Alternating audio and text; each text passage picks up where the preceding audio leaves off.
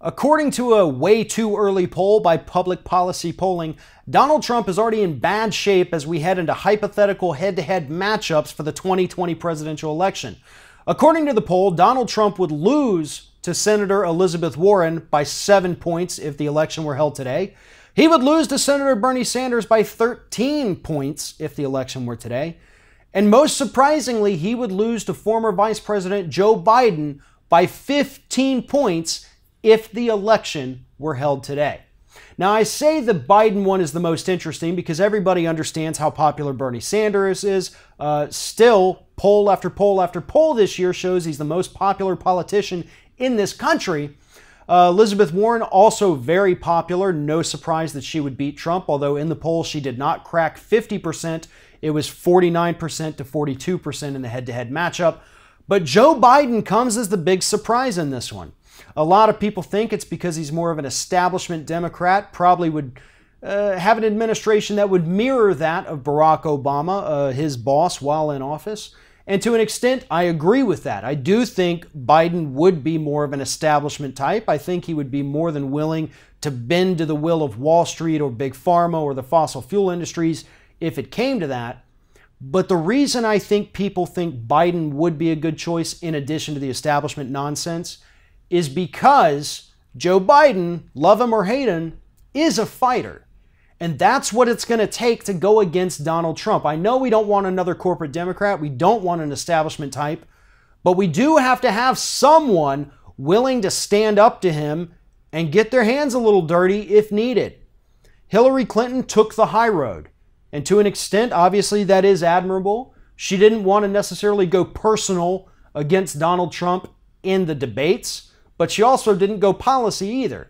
She didn't really talk about anything, and that's what cost her the election. I think Joe Biden, somebody who does understand policy and also understands that sometimes you have to throw that punch, I think he could do well against Donald Trump.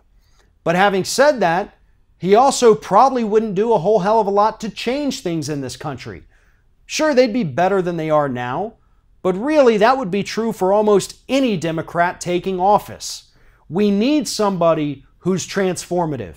We need a Bernie Sanders or an Elizabeth Warren or a Tulsi Gabbard, Kamala Harris. A lot of progressives, for some reason, are a little down on Kamala Harris right now. I have seen nothing in her voting record or in her financials that would indicate that she is an establishment type, but nonetheless. Ted Lieu is also a phenomenal Democrat over from California. I think he should start being included in these discussions. While he is fairly new to office, I still think he brings a lot to the table, and he is a fighter. He fights Donald Trump every day on Twitter.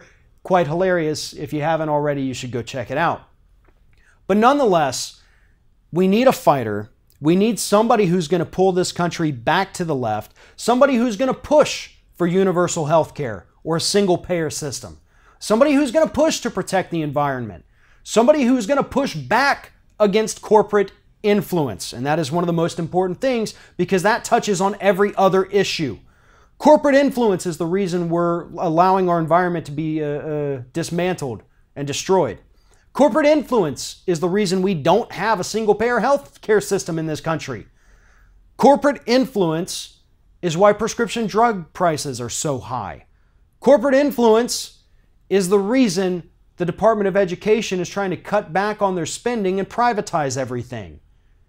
That is what we need to fight against, because at the heart of all of the problems in this country, you can take every single one of them back to the influence that corporations have over our leaders. If the Democrats want to win in 2020, they've got to find a candidate who is not afraid to stand up to these corporations and just frankly tell them no. If you like this video, make sure that you like, comment, and share, and most importantly, subscribe to our YouTube channel. And if you want to help support Ring of Fire, go to patreon.com/TheRingOfFire, become a monthly patron to help support independent progressive media.